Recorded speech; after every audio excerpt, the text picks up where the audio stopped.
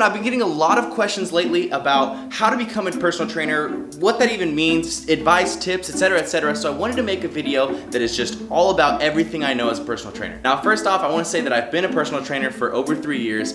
I've been certified. I have a 4-year certification right now with ACE, ACE, and it's something that I've always had a passion for, helping people. Now, how do you start personal training? How do you even become a personal trainer, right? There's no like school or like trade school or work or college, right? So what you have to do is you have to get a personal training certification. Now, the top 3 certifications are ACE, ACE, ACSM, and NASM. Those are the top 3 organizations, in my opinion. The ones that are most recognized by a universal amount of gyms, the most accepted by everyone as proving that you're competent in the information that you're trying to give out. In my opinion, those 3 organizations are the ones that are going to teach you the most and test you the most rigorously. A lot of personal training certs you see online, it's like you can almost just pay, kind of do like a Google course and then online exam it, and then you get a cert. And I feel like that's kind of weird, and you're not really getting informed as much as you really should. So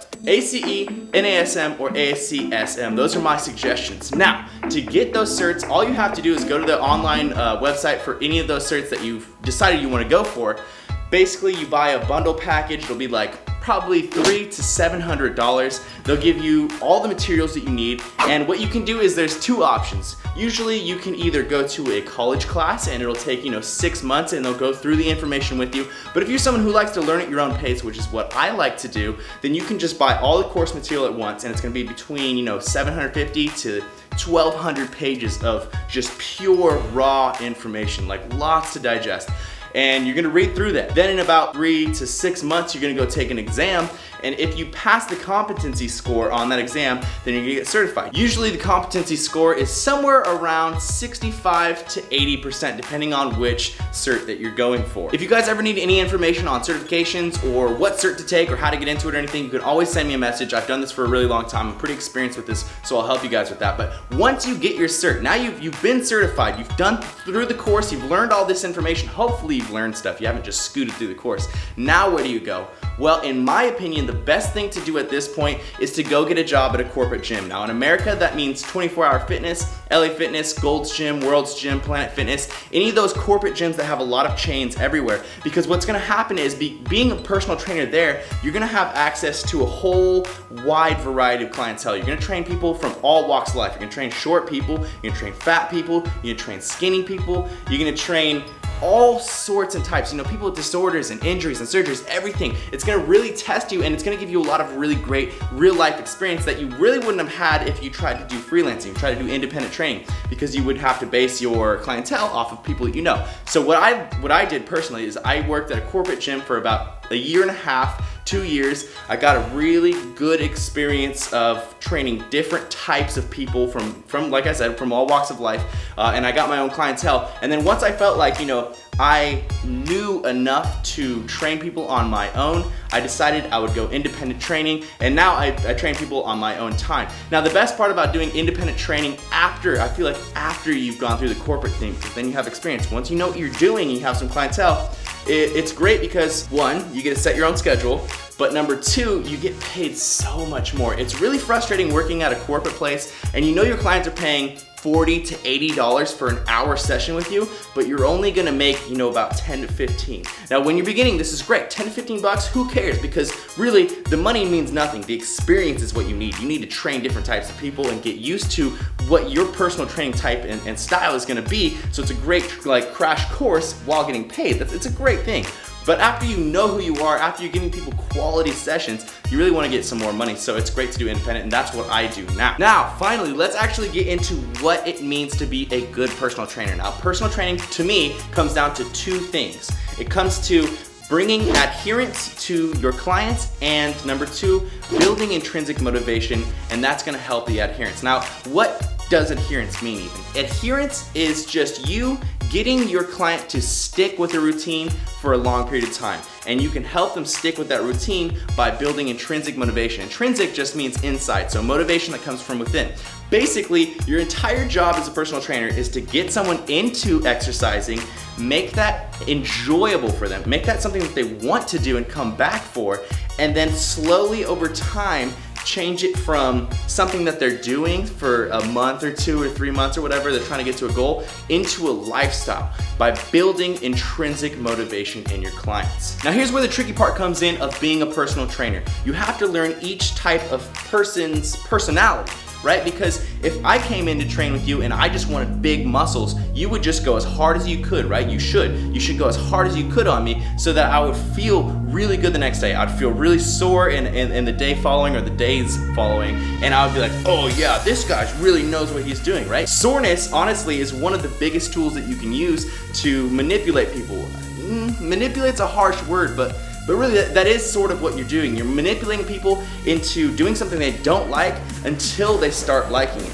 So if you have a guy who wants a lot of muscles, you're gonna wanna make him sore. But if you have a girl or maybe an older person, someone who's not really excited to lift, but they want to start doing something, but they aren't excited about it, you don't wanna get them super sore immediately, right? So for someone who's just starting, you would want to go kind of light on them through that first couple of training sessions. You wanna bring them through a full body workout, get them used to the movements, tell them that they're doing an awesome job, tell them that, you know, their form looks great, help them, make them feel good about themselves, make them feel like they completed the workout and they're able to complete a workout, which is gonna help their intrinsic motivation. But also, in 2-3 days, they aren't gonna text you and be like, I don't wanna train with you again, I can't sit down. You know, that's something that we bodybuilders love, but not everybody loves, so you have to keep that in mind.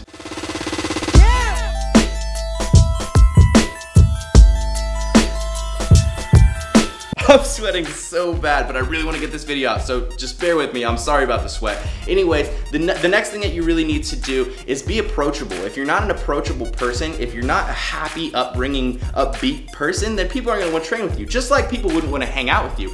Really, people are shopping for a friend or someone to flirt with when they go for a personal trainer. You know, they're looking for someone who has gotten to a goal that they want and someone who is pleasant to be around. Because if you can't be friendly, if you're awkward or you make it a weird situation, something that's unpleasant for the person to train in, they're not gonna come back to you. So simply smile all the time, be happy.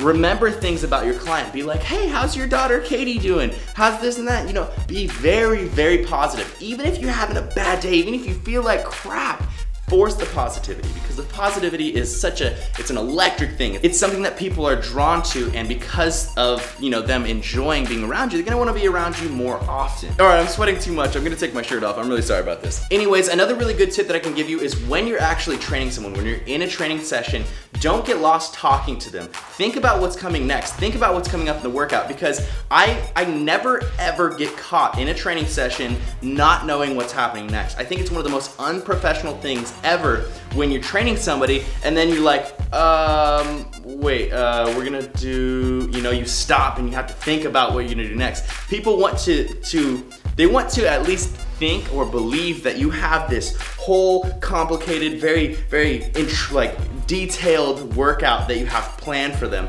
And if you ever have that unprofessional pause, it's gonna make them feel like you aren't as professional as you should be, which is something that I feel like is extremely important. Always presenting yourself professionally, which means being on time every single time, making your clients feel like they can be relaxed with you, but still get a good workout. Also, variety is an important thing for me. When I train people, I feel like part of being a professional, part of giving them a professional workout is not making them do the same things over and over, not being monotonous, not being boring. Always keep it challenging and exciting. You know, I hardly ever go through the exact same workout twice with a client. So basically with that last point, all I'm saying is just conduct yourself very professionally. Don't be immature, you know, have fun with your client, but be professional. Conduct yourself on a professional level and make them feel like they're paying for what they're getting. You know, they really do want to give you their money because they feel like they're being put forward, and you know what, and they are being pushed forward to their goals. So there are just a few tips that I've picked up over the last 3.5 years of being a personal trainer. Now I will say that being a personal trainer it's kind of like held up here as like a really cool job, and while I do think that it is a really cool job, it's not the best job that you could ever have. You know, you're gonna work weird hours, you're gonna have these certain spots in the day where you don't have any clients, so you're not making any money, but you're still hanging out where you need to be. There's lots of little things that people don't even think about when it comes to being a personal trainer, and I'd say it's less rewarding than you might think if you're glorifying it, but it's definitely always very rewarding when you're helping people. You know, helping people get to their goals, helping people lose fat, helping people gain muscles, feel better about themselves, gain that self-esteem for themselves, gain that intrinsic motivation, you know, change someone's lifestyle. All that stuff is really cool. So I'd say if you're someone who really likes helping people, and you think that's, you know, comparable to any compensation you could get like fiscally with money, then I'd say personal training is great for you. But if you're someone who's more in this for the money, it's going to be a lot of hard work. It's going to take a very long time of building yourself up until you're making lots of money. Woo! Okay guys, I'm sweating so hard, but I really appreciate you guys checking out this video. I know it was long overdue. Everyone's been asking this question for like 6 months, you know, all these details, all these questions about being a personal trainer. So I thought I would finally address them, and I'm really glad that I have. I hope you guys enjoyed this video. I hope that it's actually informed you. I'm not really sure if I rambled too much, but I hope that it's informed you and kind of giving you a better, more detailed view of what it means to be a personal trainer and how to become a personal trainer. All right, I'm gonna go off in the shower. I'm sweating really hard, but thank you guys. Please click like and comment if you haven't liked and commented yet. And if you're not subscribed, which would be crazy, you need to hit that subscribe button right now, girl. I'll see you guys tomorrow. Team Beyond the Week, lift heavy or die, MIRIN.